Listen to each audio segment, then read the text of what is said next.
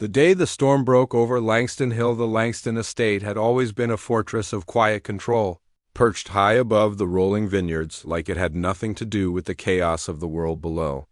Gregory Langston, the man who owned those hills and half the valley beyond them, liked it that way. Order was his oxygen, and he had built every inch of his life to run without surprises. But the morning the storm rolled in, the clouds didn't just darken the skies, they pulled something loose inside the walls of his home. By noon, the air smelled of wet earth and electricity, the kind of air that warned you something was coming. And by 2 o'clock, the wind had picked up hard enough to make the old olive trees creak against their roots. Gregory was still in his study then, eyes locked on a contract he'd been waiting weeks to finalize, a deal worth more than some people would see in their lifetime. He didn't notice the first raindrops until they tapped hard against the tall windows behind him, drawing his attention away from numbers and signatures toward the sprawling view of his land, to the flicker of movement on the far side of the driveway. At first, he thought it was one of the gardeners moving too close to the property gate, but the figure was too small and much too fast, dodging along the gravel with bare arms wrapped around something clutched to her chest. The storm broke harder then, the rain turning sharp, and Gregory realized with a jolt that it wasn't a gardener at all, it was Isabel, his 6-year-old daughter, sprinting toward the front entrance like the wind was chasing her. He was on his feet in seconds, his pulse pounding, every father's instinct slamming into him at once. By the time he burst into the grand foyer, the massive double doors flew open with a crack of thunder behind them, and there she was, soaked to the skin, hair plastered to her cheeks, holding her battered stuffed penguin like a life raft. Behind her, struggling to keep up, was Maya, the young maid who had been working in the house for only 3 months, her dark curls whipping free of their braid, her breath coming fast. She was shouting something, but the roar of the rain swallowed the words until they were inside. "What on earth?" Gregory's voice was sharp without meaning to be, the sharpness of fear trying to disguise itself as control. Isabel didn't answer him. She just pressed herself into his side, shivering, eyes wide. Maya, dripping across the marble floor, finally caught her breath enough to speak. "There's a tree down big one by the back path to the guest house," she managed between gulps of air. It fell just as she passed under it.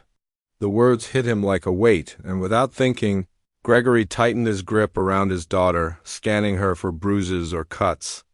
She seemed unharmed, but that didn't calm the pounding in his chest. "What were you doing out there?" he asked her, his voice lower now, but still hard. "You know the weather alerts?" She was feeding the strays, Maya cut in before the girl could answer, her tone steady despite her own shaking. Gregory's eyes snapped to her. "Feeding what?" "The stray cats near the old gate." She had a bowl of scraps from the kitchen. "I told her we needed to stay in, but she slipped out while I was collecting the laundry. By the time I saw her, she was already halfway down the path. The wind was strong. I ran after her, but the tree—" She didn't need to finish. The rest painted itself in his mind. The ancient oak tearing from its roots, the girl frozen under it, the split-second decision it would have taken to push her clear. He pictured the impact that might have followed and felt his gut turn cold. Isabel tugged at his sleeve then, her voice small. "She pulled me," she said, looking up at him. "Right before it fell. I think I heard it crack first, but I didn't move fast enough. She grabbed me and—" Gregory lifted a hand gently to stop her. He turned to Maya, scanning her quickly for injury now that the adrenaline was starting to ebb. Her sweater was torn along one shoulder where a branch must have scraped her, and faint mud streaks lined her cheek. She stood upright, but there was a stiffness in her posture, like every muscle was still wound tight. "You could have been crushed," he said finally, his voice tight. "You shouldn't have—" "I couldn't just watch," Maya replied quietly, not defiant, but certain. It was going to fall. There wasn't time to yell for help. Gregory wanted to say something, anything, but the words didn't come. The logic in her voice left no room for argument, and yet something inside him resisted the vulnerability of admitting what that meant. He shifted his attention back to Isabel, pressing her gently toward the staircase. "Go change into Something warm, now, and stay inside until I say otherwise. She hesitated, looking from him to Maya, then finally obeyed. Her small footsteps echoing upward. When they were alone in the foyer, the silence was heavier than the storm outside. Maya stood waiting as if bracing for whatever came next. Gregory's gaze lingered on her a moment, then he said simply, "Get cleaned up, and thank you." It was quick, almost clipped, but it was more than she'd expected. Her eyes flickered, not quite softening, and she nodded once before stepping back, toward the servants' corridor. Gregory watched her go, something unsettled working under his ribs. He told himself it was just the near miss with Isabel, the image of that tree in free fall. But deep down, he knew it was more. It was the fact that the newest, quietest person in his house had just thrown herself into danger for his child without hesitation. And for the first time in a long time, he couldn't file that act neatly under duty or obligation. It felt like something else entirely, and he wasn't sure. He was ready to name it. The house learns to breathe again. The storm did not end with thunder. It ended with a hush that made the vineyard feel like a church after the last hymn, the kind of quiet that lets you hear your own heartbeat if you stand still long enough. By morning the clouds had thinned into pale silk and left a shine over everything: wet flagstones, silver gutters, the long sloping rows of vines that caught the light and threw it back at the hills. Inside the Langston house, the air had shifted too. It was not a dramatic change, not a trumpet blast, more like a door cracked open in a room that had been sealed for years. Gregory noticed it when he descended the main staircase and saw the housekeepers working without the old performance edge in their shoulders, as if their jobs no longer had to be theater. He noticed it again in the kitchen, where the smell of cinnamon and coffee rolled out like a welcome instead of a warning, and he noticed it most sharply when he found Isabel at the breakfast nook humming softly while arranging blueberries into a crooked smile across her pancakes. She looked up and gave him a grin so simple and bright that it shook something loose in his chest. And for a second he saw a future that was not ruled by deadlines and investors, but by mornings like this, by the small stubborn joys a child insists on holding. He could have stayed in that moment, but the calendar in his head kicked awake, and the day moved him forward. There were calls to return, a foundation board meeting he could not dodge, and a stack of messages from a PR director who always typed in bold as if volume were the same thing as truth. Still, as he poured orange juice and set the glass in front of his daughter, he found himself asking a question that surprised him. "Where's Maya?" Isabel answered without pausing her blueberry architecture. "With Rosa, she's helping. In the pantry. She got a scratch yesterday, and Rosa said the cold will make it sting, so she gave her some salve. It smells like mint in winter." The child said this with the seriousness of a medical report, then added in a smaller voice, "Can she sit with us?" Gregory hesitated the way a man hesitates when he is standing at the edge of a habit he might finally step past. The old rulebook said no, lines must stay crisp, upstairs and downstairs, like parallel rails that never meet. But the image of the falling tree refused to leave him, and so did the calm certainty in Maya's eyes when she had said there was no time to shout. He was done pretending that act fit neatly into a box labeled duty. "Ask her," he said at last, and his voice came out even. "If she wants to, she can." Isabel was up and gone before the last word finished, bare feet pattering down the hall, joy moving her faster than caution. When she returned with Maya, the younger woman looked unsure, as if she could not tell whether she was walking into a room or a test. Her sweater was simple, hair pulled back, a thin white bandage peeking at the edge of her shoulder where the branch had torn skin. She stayed near the door until Gregory gave a small nod toward the table that meant this was not a trick. She sat, no one made a speech. Isabel offered her the second pancake. Rosa, bustling in with tea, pretended not to watch and failed at it. For a while they ate like a family that had not learned the right choreography yet, stopping and starting, bumping elbows, passing syrup twice when once would do, but as minutes stacked, the stiffness drained, and something warmer took its place. Isabel told a long story about a school project that required building a model of the solar system out of fruit, And Maya asked the kind of questions that make a child feel like a scientist instead of a kid with sticky hands. Gregory listened, laughed at the right places, and kept finding himself wanting to fill the empty space, where his wife would have teased him for cutting the orange slices too thin.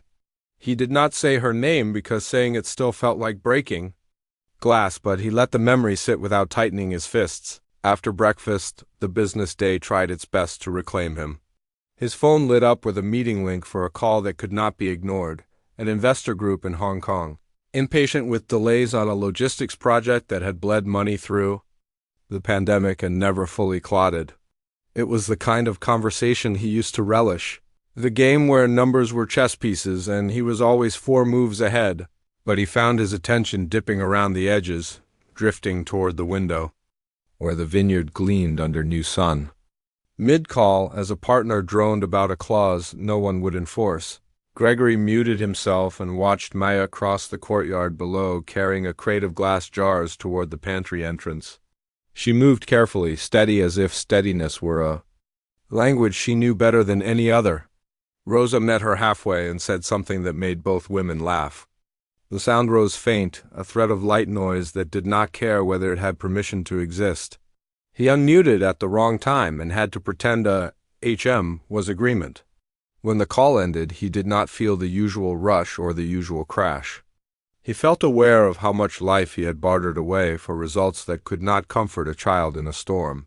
He closed the laptop and walked the hall because sitting still felt like surrender. In the den, the grand piano stood as it always had since the night he had closed it and told himself it would be temporary. The lid wore a mild film of dust that housekeepers never touched because Rosa had declared it sacred the day after the funeral. The bench was angled a few degrees off-center from when Isabel had once climbed up to play a clumsy chord and then stopped, eyes searching his face for permission. He had not given it. He had said later, and later had stayed later until it hardened into never. Now, under the soft return of sunlight, the piano looked less like a relic and more like a question. Before he could answer it, footsteps came quick and light and stopped just at the doorway. He turned to find Maya, breath uneven from carrying something too heavy for one trip. "Mr. Langston," she began, formal because she did not know what else to be. "Rosa says the pantry roof is leaking above the northern shelf. We moved the preserves, but someone will need to look at the shingles before the next rain." He nodded, already pulling a maintenance number from habit. But he did not want her to leave yet, not with the room full of things unsaid. "How is the shoulder?" he asked instead. She seemed surprised by the question and glanced down like she needed to check. "It aches when I lift. It will be fine." "It should be stitched if the tear is deep," he said, then softened when she raised a hand to wave it off. "At least let the doctor look." She shook her head gently. "I can't afford a doctor to tell me I'm fine." His reply came, faster than his caution. "You work here." "You don't pay for care?" She smiled without mirth. "There's a paper policy and then there's the one people feel. I try not to ask for special deals." It stung because it was true, because in a house this large kindness sometimes needed a gate pass. "It isn't a favor," he said. "It's a simple fact. I'll call." "Please let him check it." She weighed that, then nodded once, not as a concession but as a decision she permitted herself to make. They might have ended there. But the house decided to force the conversation forward.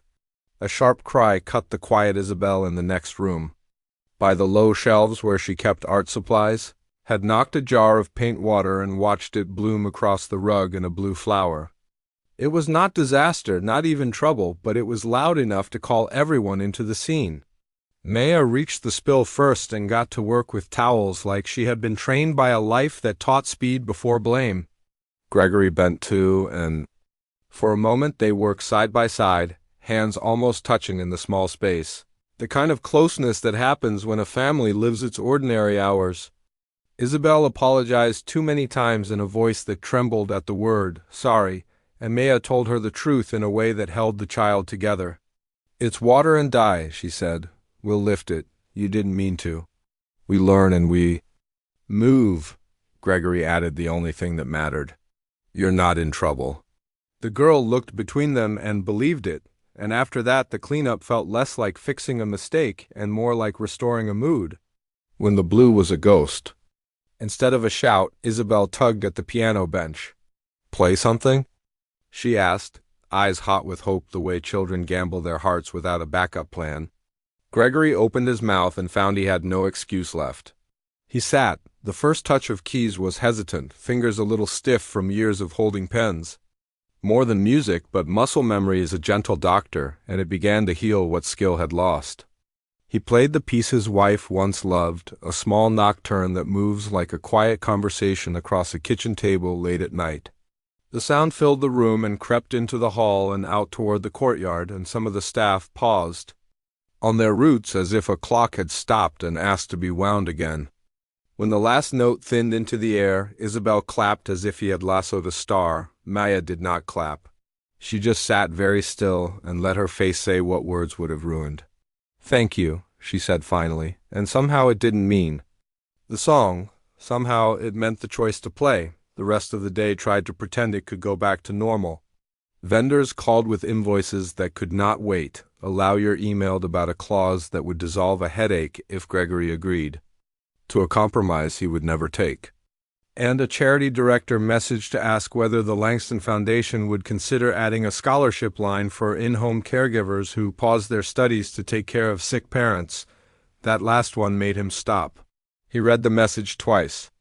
Then a third time, and he did not think of tax write-offs or naming rights.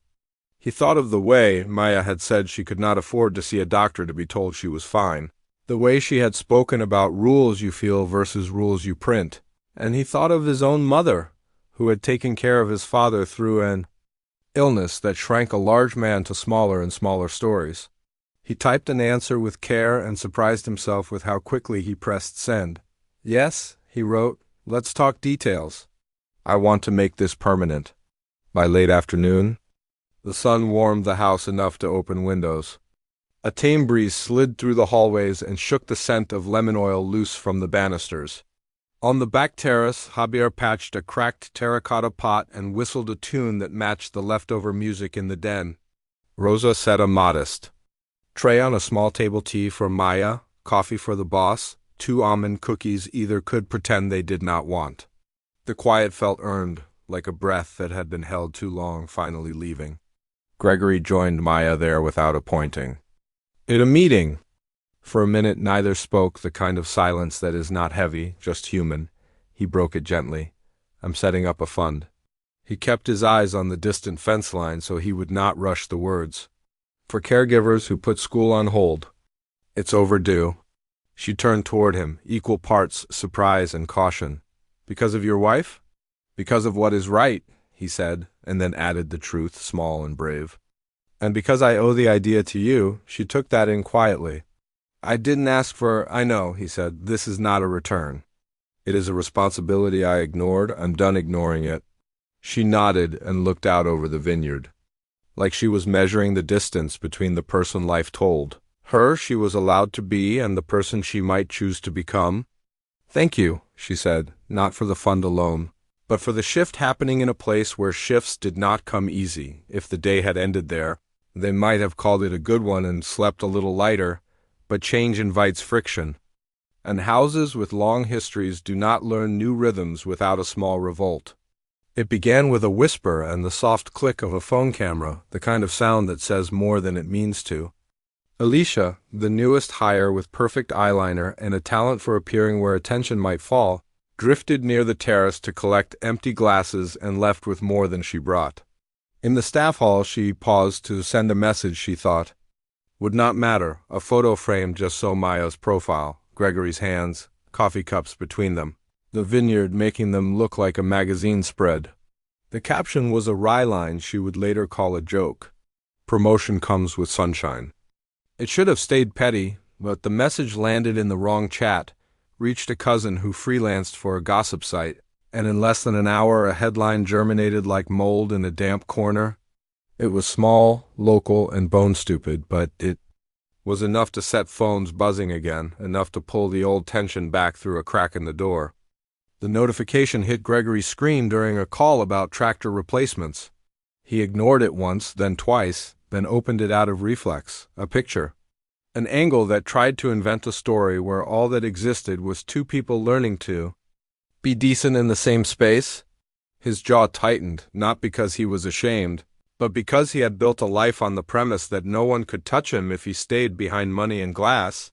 He had forgotten that glass lets the world see in both directions. He did not storm. He did not shout. He found Rosa first, showed her the post because she was the house's truest judge of weather. She read it and made a sound that was half laugh, half disgust. "Child's mischief," she said. "But mischief burns when it hits dry brush." He nodded. "Did you see who took it?" "I see more."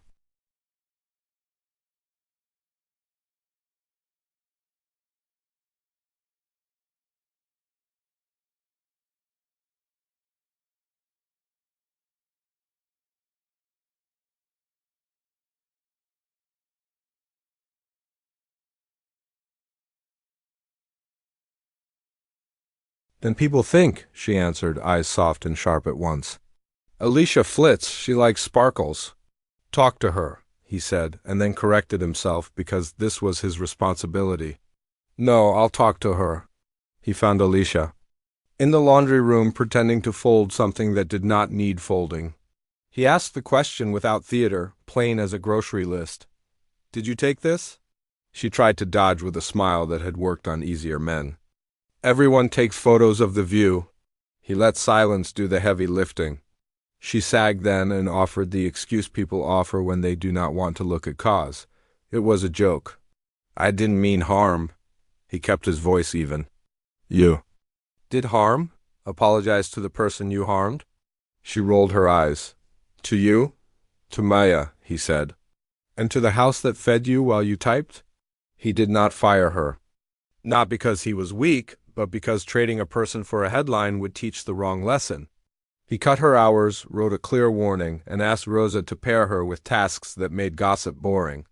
Consequence, not drama. He told Maya next, before the story could find her through the rude route. She listened with her jaw set and her eyes on the floor the way a person listens to thunder they cannot stop. "I've been called worse by people who didn't know my name," she said finally, voice steady at a cost. "It still stings," he said. "It's not the sting I mind," she answered. "It's the attention. I work better when people forget to point." He thought about that and tried to make a plan that honored it. "We can make the house quieter," he said. "We can ask for phones down on the staff floor until further notice." She shook her head. "That will only make more noise." "Let it die. People stop feeding what does not feed them back." He wanted to argue because he had spent years managing narratives like cattle, but she was right. Sometimes the bravest control is the decision not to hold every rope. "If it escalates, I act," he said. "If it fades, we let it fade." She agreed with a small motion and then changed the subject to something simpler, kinder. "Isabel asked if the piano can stay open." He felt the question in his bones and answered the way a man answers when he is tired of lying to himself. "Yes, the piano stays open." Evening came without ceremony, gold light taking one last full look at the vines before folding itself behind the hills. The house filled with soft sounds that used to feel like clutter and now felt like proof of life. The clink of dishes, the churn of the old ice maker that annoyed him and now amused him, the patter of Isabel's feet as she practiced a dance she said she invented.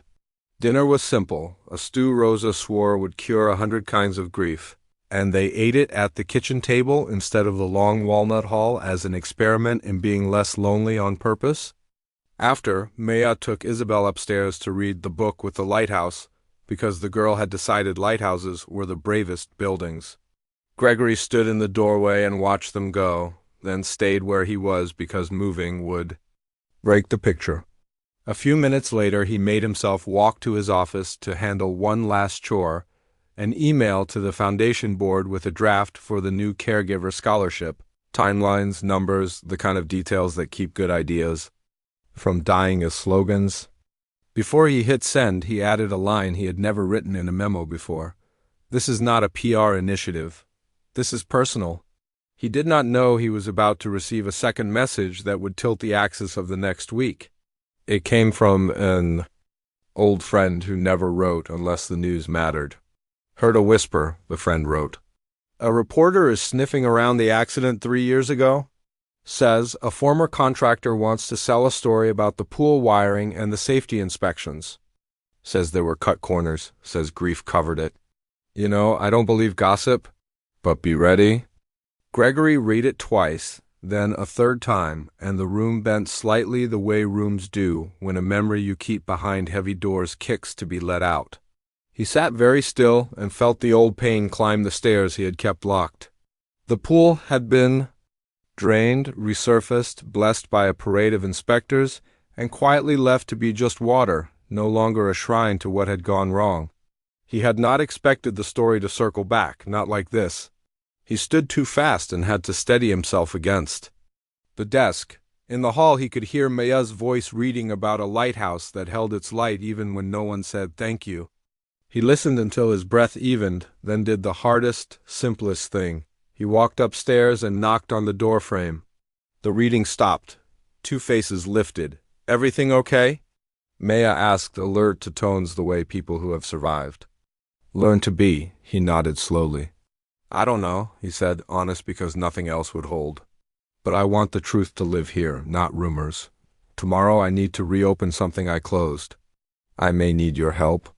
She met his eyes and did not ask for details he was not ready to give. We will help, she said, including Isabel without saying her name. One step at a time. The child slid off the bed and wrapped her arms around his waist. A small anchor tied to a large ship. That night the house did not feel like a fortress. It felt like a place learning to breathe after a long hold, ribs sore, lungs new, every inhale a choice. In the guest room, Alicia stared at her dim phone and wondered why the quick thrill of attention already tasted stale. In the pantry, Rosa labeled jars like prayers, hands sure, labels straight. In his office, Gregory drafted a list of questions for lawyers and a second list of questions for himself. In a narrow room under the eaves, Maya sat at the small desk she had made from 2 crates and a plank, opened the old nursing textbook she had refused to sell, and copied a page of notes in a hand that was neat and steady even when life was not. She did not know whether school would ever return, but writing the words made her feel like she had never left. When she finished, she closed the book and turned off the lamp and lay down with her shoulder aching and her heart oddly calm. Tomorrow would demand more of everyone. Tonight she let the quiet have her for a little while. The storm had broken, the house had shifted, and no one pretended they could go back to before. They would go forward, not because they were brave, yet, but because something had opened and it would be harder now to shut it than to let in the light.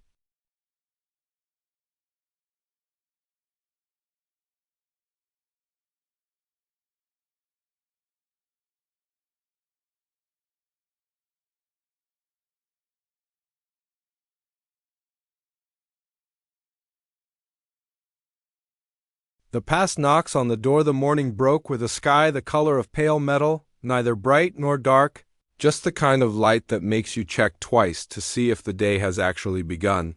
The vineyards below still carried beads of water from last night's mist, clinging to the leaves like they didn't want to fall, and the air had the weight of something that wanted to rain but hadn't decided yet.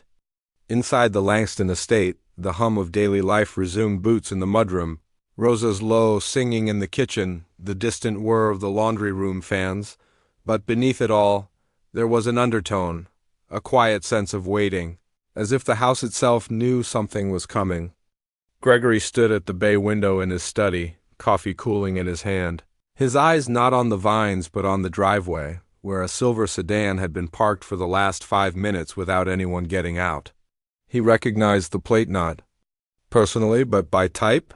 It was the kind journalists rented when they didn't want to look like journalists. They thought anonymity was in the car, not in the way they watched a house like they were reading it. He knew better. He had been watched before. He could have ignored it. Pretended the day was still his? But the message from his old friend last night was still sitting in his mind like a stone under the tongue. A reporter sniffing around the accident. A former contractor ready to talk. Words like cut corners and grief covered it still itched at the back of his head. He didn't want to reopen that wound, didn't want to think about the day Marissa had died, didn't want to feel the hot slam of helplessness that had folded him in half that night by the pool. But the thing about wounds is they don't care if you're ready. They break open when they want to. He set the coffee down untouched, straightened his jacket, and decided that if the past was going to knock, it wasn't going to find him hiding. When he stepped outside, the air carried a sharp bite, not cold. Enough for a coat, but enough to make you move. The man in the sedan rolled down his window as Gregory approached, flashing a press badge so quickly it could have been a magic trick. "Mr. Langston," the man began, voice almost polite. With the Chronicle. "I'd like to—" Gregory didn't let him finish. "I know who you're with. You have 2 minutes before I ask my staff to walk you off the property." The man's expression didn't change, but his eyes sharpened. "There's talk about safety inspections before your wife's accident. Talk that the wiring around the pool had been flagged and not addressed. We'd like your comment." Gregory didn't blink. "There's nothing to comment on. Everything was inspected, signed off, and approved. I buried my wife, not a scandal. If you print otherwise, I'll see you in court." The man tilted his head slightly like someone who'd expected resistance but was measuring its temperature. "And the rumor that a member of your current staff knows more about the night than they've said?" Gregory's jaw tightened. "You're fishing," he said, his voice lower now. "I'll save you the trouble." "You have nothing." "And you won't get it here? Turn around, drive away, and find another story." The man held his gaze for one long beat, then nodded once and rolled the window up. The sedan turned slowly at the gate, and Gregory stayed there until it was gone, the smell of wet asphalt rising as the tires ground over the drive. Inside, the warmth of the house felt like a disguise. He knew the conversation wouldn't stay. Between him and the reporter, whispers had a way of crawling under doors. He needed to get ahead of it before it reached Isabel, or worse, before it reached Maya in a version twisted beyond recognition. He found her in the library, not reading but organizing the shelves with the careful touch of someone who believes the way a book stands says something about the room it lives in. She looked up when he entered, her eyes taking in more than his. Presence, she saw the tightness in his shoulders, the way his steps carried something heavy. "Bad news?" she asked. He didn't answer directly. "We need to talk." She set the book in her hand back in its place and turned to face him fully. "About what?" He hesitated. The truth wasn't dangerous because of what it was dangerous because of what people would make it. But Maya had already stepped into storms for his daughter without knowing where the lightning would land. She deserved clarity.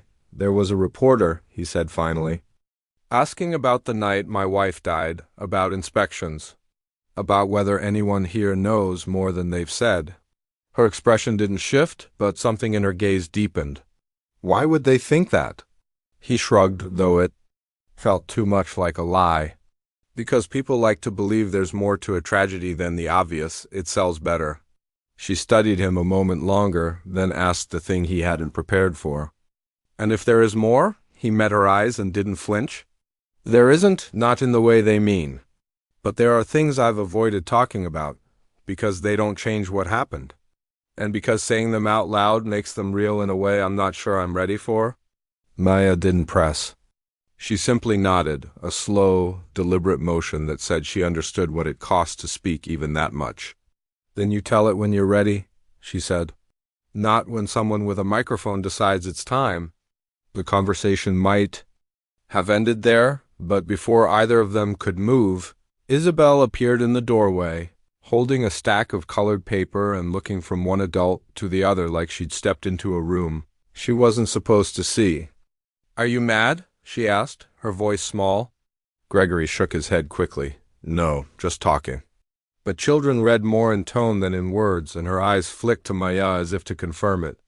Maya crossed the room and crouched so they were level. "It's okay, sweetheart," she said gently. "We were just deciding how to tell a story. Some stories are harder to tell than others."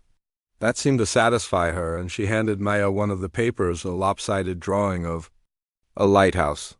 "This one's for you," she said, "because you always know where to stand when it's dark." Maya's throat tightened, but she managed a smile. Thank you. I'll keep it. Gregory stood there, the image of the lighthouse in her hand burning itself into his mind. Because that was exactly what Maya had been for the past weeks, without even knowing it. A fixed light in a place he hadn't realized had gone dim. The rest of the morning unfolded in small, deliberate steps. Gregory had his assistant draft a controlled statement to send to the Chronicle brief, factual, designed to give nothing away but show he wasn't. Cracks in the walls. The rain had not stopped by the following morning, but it had changed its voice. No longer the soft tapping against glass that makes you want to sit still with a blanket. It had deepened into a constant, low drumming, the kind that makes you feel the water pressing against the windows like a second skin. The vineyard was cloaked in a haze that blurred the rows into gray-green shadows, and the gravel drive outside glistened with small rivers finding their own paths. Inside, the Langston estate felt like it was holding its breath. It wasn't the reporter's visit alone that caused it. It was the ripple effect, the way servants paused in doorways and conversations cut off mid-sentence when certain footsteps approached. Gregory had built this house to run with the efficiency of a quiet engine, but now there were small misfires, coffee brought late, a window left open in the east hall, misplaced keys that normally lived in a perfect row on the hook. They were the kind of mistakes that meant attention was somewhere else. Gregory was in the dining room, reviewing contracts spread out across the long walnut table, the same table that had hosted countless dinners with investors and friends, but now was littered with highlighters, sticky notes, and a single printed copy of the Chronicle's follow-up email. They were pressing again, not just for a statement, but for an interview to clarify inconsistencies in the estate's inspection records. The wording was surgical, calculated to sound harmless while drawing blood. He had been in business long enough to recognize the tactic. But this wasn't about a company he could restructure or a contract he could shred. This was his home, his family, the night his wife died. And now, for reasons that weren't yet clear, they were trying to pull Maya into the shadow of it. He could ignore the noise about himself. He had weathered worse, but he couldn't ignore what it would do to her if people believed she was part of something ugly. She had already fought too hard for the little stability she had. He was still thinking about how to shield her when Maya appeared at the far end of the room, carrying a tray of tea for Isabel. She hesitated when she saw the spread of papers, reading the tension in the way his shoulders hunched. "More from them?" she asked, setting the tray down on a sideboard. He nodded without looking up at first, then met her eyes. "They're not dropping it. They've gone from questions to accusations without even pretending to bridge the gap." She crossed the room slowly, her steps making no sound against the thick rug, and stopped just beside the table. "You've handled worse," she said, but her voice didn't carry the same certainty she'd had when talking about storms or falling trees. "Yes," he admitted, but not when someone else could take the hit for it. "I'm used to being the target. I'm not used to seeing it shift to someone who doesn't have the armor." Maya studied him for a long moment, then asked quietly, "Do you want me to leave?" The question landed like a dropped glass, sharp, unexpected, and impossible to take back. Gregory looked at her hard. "Is that what you think I want?" She lifted one shoulder slightly. "Sometimes removing yourself is the only way to stop being the story. I can find other work. You know that." His answer came immediately, without calculation. "No, you're not leaving. You've done nothing wrong. If anyone's going to walk away, it won't be you." Something in his tone made her step back slightly, not from fear, but from the force of it. He wasn't just defending her out of gratitude for saving his daughter. This had become personal in a way neither of them had intended. Before either of them could say more, Isabel's voice rang down the hall. "Maya!" The girl appeared in the doorway, clutching a piece of paper covered in blue paint. "Look!" "It's the lighthouse again, but this time with clouds." Maya took the picture, crouching to admire it, her voice softening instantly. Gregory watched them, that small, ordinary moment slicing through the tension like sunlight through cloud. He wanted to keep that light intact, but he knew the walls were already cracking. Later that afternoon, the first real fissure appeared. Rosa came to him in the study, her expression as flat as stone. "You should know," she said. "There's talk in the staff quarters." Alicia says she overheard Maya on the phone last week with someone from the Chronicle. Gregory's jaw tightened. That's a lie. Rosa's eyes didn't waver. I know, but lies have legs if you don't break them fast. He stood immediately, heading toward the servants' corridor, but Maya was already there, standing outside the laundry room with her arms folded, her posture not defensive but controlled, like someone who had learned to stay calm when surrounded. Alicia was in front of her, feigning innocence with wide eyes. I didn't say it like that, Alicia was insisting. I just said, maybe you knew more than you were telling.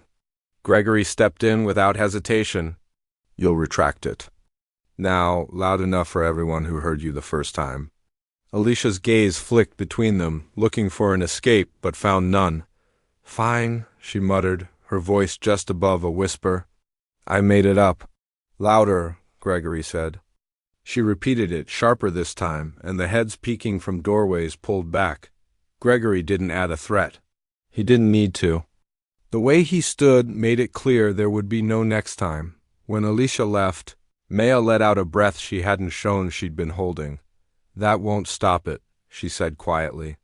Someone else will pick it up if they think it benefits.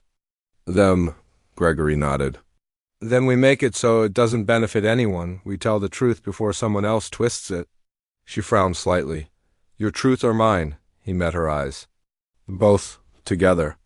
That evening, after Isabel was asleep, they sat in the smaller of the two sitting rooms, the one Marissa used to call the listening room, because the acoustics were so good for music. The rain had eased to a soft patter, and the fire in the hearth sent shadows climbing the walls. Gregory told her about the night of the accident, not the press version, not the pared-down account he'd given to lawyers, but the real one, about the power flicker that had gone out just long enough to reset the pool's lights, about how he'd been on a call in the study when Marissa had gone outside, about hearing the sound of glass breaking, then the scream, then nothing at all, how the coroner had ruled it a tragic slip, but how, for months afterward, he'd woken at night convinced he'd missed something, some sign, some small piece of danger he could have stopped. When he finished, the room was quiet except for the fire. Maya didn't rush to fill the silence. Finally, she said, and you've been carrying that alone? He nodded once. Grief is heavy enough? She said. Guilt makes it heavier. She didn't offer forgiveness. She couldn't. But she offered something else. If you tell the story yourself, they can't use it to hurt you. Or me or Isabel. Gregory looked at her for a long time, the firelight catching the steadiness in her gaze. Then we'll tell it, he said. And for the first time since the reporter's visit, the air in the house seemed to shift as if the walls were ready to breathe again. When the gates opened, the day they chose to speak began without fanfare, though in hindsight Gregory would remember every detail as if it had been painted in sharper colors. The morning air was cool but restless, the kind that made the tall trees along the driveway as though whispering to one another. The vineyard stretched out in perfect green order, a calm disguise over the tension coiled inside the main house. Gregory had made his decision the night before, in that listening room with the fire cracking between him and Maya. They would speak not through a reporter eager for scandal, not in a press conference designed for spectacle, but in their own way, in their own words. The aim was simple: tell the truth before someone else sold a version designed to wound. By 9 a.m. His PR director had arrived, a brisk woman named Elise whose sharp eyes rarely softened. She sat up in the east study, laptops open, phones lined on the desk like surgical instruments. Gregory disliked her methods but trusted her skill. She had cleaned up disasters before, though rarely ones this personal. Maya joined them quietly, dressed simply, hair pulled back. No makeup beyond what Rosa had insisted upon, so you don't look like they caught you off guard. She carried herself without theatrics, as if she were walking into a meeting that might determine her job, not her name. Elise looked her over, not unkindly, but with the assessing glance of someone measuring how the world might receive her. If you're ready, she said, we'll record here. Low light, warm tones. It should feel like a conversation, not an interrogation. They sat side by side on the sofa, not too close, but closer than they had been weeks ago when this began, and Elise angled the camera to catch them evenly. Gregory began, his voice steady but low, telling the story as they had rehearsed, about the accident, about the inspections, about the grief that had sealed the subject until now. He did not linger on tragedy for effect. He spoke plainly as a man who had lost and learned that there is no polishing loss into something pretty. Then, without prompt, he turned slightly toward Maya and said, "There have been rumors about her, about why she is here, about what she knows. I want it clear. She came into this house months after my wife's death. She owes me nothing. I owe her my daughter's life." Maya's turn came. She did not recite lines. She spoke as though to one person, perhaps because she was. She told the truth about her work here, about the day she had pulled Isabel from danger under the falling oak, about the conversations that followed. "I am not a hero," she said, "but I am someone who won't stand still when a child needs help. And I will not let my name be used to turn a tragedy into a tool." Her voice did not shake. She did not blink more than usual. When she finished, Elise stopped the recording and sat back, visibly surprised. "It's clean," she said, strong without being defensive. "If we release it today, it'll hit before the Chronicle's piece runs. It will frame the narrative." Gregory nodded, though in truth he didn't care about framing anymore. He cared about being done with shadows. The video went out within the hour. It was posted to the Langston Foundation's official channels, sent directly to the Chronicle, and shared with a short statement to the local news. Gregory had expected the first wave of reactions to be ugly comment sections rarely offered grace, but the initial flood was quieter than he'd feared. Messages of support trickled in, from neighbors, from colleagues, from former staff who had worked under his wife and remembered her fondly. The Chronicle called twice for a follow-up. Both times Elise declined. "The statement stands," she told them. "If you run with speculation now, it's on you." Inside the house, the effect was immediate, though not entirely comfortable. Staff who had avoided Maya for the past week now nodded to her in the halls, some with the faint awkwardness of people unsure how to undo their own silence. Rosa hugged her openly in the kitchen, muttering something about truth being a better disinfectant than bleach. Even Alicia seemed chastened, though Gregory suspected that was less about guilt and more about the realization that the tide had turned against her. Isabel, too young to grasp the politics, only understood that Maya was smiling again, and that was enough, but the relief was not total. That afternoon, as Gregory reviewed the day's headlines, he found a new mention buried in a local blogger. Former contractor hinting at lax maintenance at the Langston estate before the accident. It was vague, almost lazy, but he recognized it for what it was, the first probe of a deeper dig. When he told Maya, she did not look startled. "You knew it wouldn't end with one video," she said. "People who live on rumors don't retire when they lose one." He exhaled slowly. "Then we stay ready." Dinner that night was taken in the smaller breakfast room, the one with windows overlooking the South Vineyard. Gregory chose it deliberately. It was a room meant for family, not for formality. Rosa served roast chicken and late summer vegetables, and they ate without the tension of a week ago. Afterward, Isabel asked for the Lighthouse book, and for the first time, Gregory joined the reading. He took the second half of the pages from Maya's hands, his voice finding an even rhythm that made the girl lean into his side. Maya listened, without interrupting, her gaze flicking once toward him, not in surprise, but in recognition. When the story ended, Isabel carried her penguin upstairs, leaving the two adults alone in the quiet. Gregory poured 2 glasses of wine and handed one to Maya. "To telling the truth before someone else does," he said.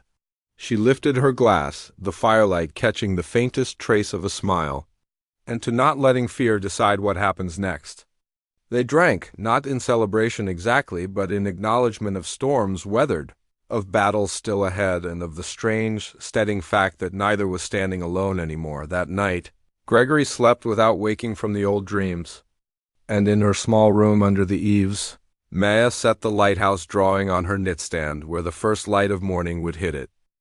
The weight we choose to carry the week after the video release passed in a strange mix of quiet and unease, as if the house itself didn't quite know whether to exhale or brace for the next blow. Outside, the vineyard settled into early autumn, rows of leaves shifting from green to the first hints of gold, while the mornings carried the kind of crisp air that hinted at harvest. Inside, routines returned: Isabel's lessons, Rosa's endless cycle of baking and teasing the staff, Gregory's calls with investors, but there was an undercurrent in everything, the knowledge that the Chronicle might still be circling, and that the contractor's rumor was like a seed in damp soil waiting for the right conditions to sprout. Gregory felt it most acutely when he walked past the pool, now covered for the season, the water hidden beneath a taut sheet of blue vinyl. It was strange to think that a rectangle of water could hold so much history, so much grief, so much blame, some of it fair, some of it imagined. He had avoided it for years, but lately he found himself lingering by the gate, not in penance, but as if standing there might make him stronger when the past inevitably knocked again. It was on one of those mornings, just as the sun broke over the eastern ridge, that Javier appeared at his side, hat in hand. "Sir," he said, voice low, "there's someone at the lower gate, says he's not pressed, says he used to work here." Gregory's first instinct was to send him away, but something in Javier's tone made him ask, "Name?" "Seth Rayner," Javier replied. Gregory knew it immediately, an electrician contracted years ago for renovations, the kind of man who worked quietly and left without fuss. He was also, Gregory realized, the one who might have spoken to the blog. Against his better judgment, he told Javier to let him in. Seth arrived with the air of someone carrying more than he wanted to. His clothes were worn, his hair grayer than Gregory remembered, but his eyes were sharp. "I'm not here to hurt you," he said without preamble. "But I need you to know why my name's out there." Gregory gestured toward the bench by the olive trees where they sat with the cool wind rustling the leaves overhead. Seth spoke slowly, explaining that months before Marissa's accident, he'd flagged corrosion in the pool's electrical system, nothing urgent at the time, but worth addressing before the next season. He'd passed the report to the foreman, who promised it would be handled. "I don't know if it ever was," Seth said. "After she died, I kept thinking about it, wondering if it mattered. I told a friend once, he told another. And here we are?" Gregory listened without interruption. It was possible, probable, even that the work had been done and lost in the shuffle of paperwork. But what struck him more was the look in Seth's eyes, the same haunted second-guessing Gregory saw in the mirror on his worst days. "You could have come to me directly," Gregory said. Seth nodded. "I could have. But grief makes people hard to reach." There was no accusation in his tone, just fact. Gregory let out a long breath. "Then let's do something better than another rumor. Give me a copy of your report. I'll open the inspection records myself. And if there's fault, it'll be fixed in the open." Seth looked relieved, as if the act of handing it over was a weight he'd been waiting years to set down. When Gregory returned to the house, Maya was in the courtyard with Isabel, helping her build a makeshift bird feeder from a plastic bottle and twine. She glanced up at him, reading something in his expression. "You found your contractor," she guessed. He nodded. "And he found me." He told her everything, watching her absorb it. "So it's true?" she asked. "It's possible," he admitted. "And if it is, I'll own it." She studied him for a long moment, then said, "That's all anyone can ask." The next days were a blur of phone calls, digging through old files and bringing in a third-party inspector to recheck the pool and surrounding systems. Gregory insisted on being present for every step, Maya quietly in the background whenever she could spare time from her work.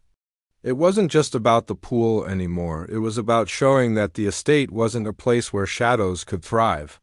When the report came back, it was clear. The corrosion Seth had flagged had been repaired, logged, and signed off. The accident had not been caused by neglect. Gregory felt an odd mixture of relief and grief. It cleared the shadow, but it didn't bring Marissa back. Didn't erase the years he'd carried doubt like a stone in his chest. That evening, with the air turning sharp and the sun laying a final gold strip across the hills, Gregory asked Maya to join him on the terrace. He poured coffee for them both instead of wine, as if the moment needed clarity, not haze. "The record's clean," he told her. "The rumor ends here?" She smiled faintly, but he could see the question in her eyes. What now? He set his cup down. Now we live with the truth. All of it, the good and the hard. I'm done hiding from the pieces that hurt. She held his gaze, and for a moment neither of them spoke. There was no need. Later, after Isabel was tucked into bed and the house had settled into its nighttime quiet, Gregory found himself in the den, the grand piano open for the first time in years. He played not for an audience, not even for the memory of his wife, but for the house, for the people in it now, for the simple act of filling the air with something other than silence. Maya, passing the doorway on her way upstairs, paused to listen. She didn't enter, didn't speak, just stood there long enough for him to know she was there. When he looked up, their eyes met across the room, and in that glance was the quiet acknowledgement of everything they'd weathered together. In the weeks that followed, the Chronicle moved on to fresher scandals. The blog that had whispered about Maya posted a short correction and let the story die. Life in the Langston estate found a new rhythm, one where Maya no longer ate alone in the staff kitchen, where Isabel's laughter rang more freely through the halls, where Gregory's days weren't dictated solely by contracts and margins.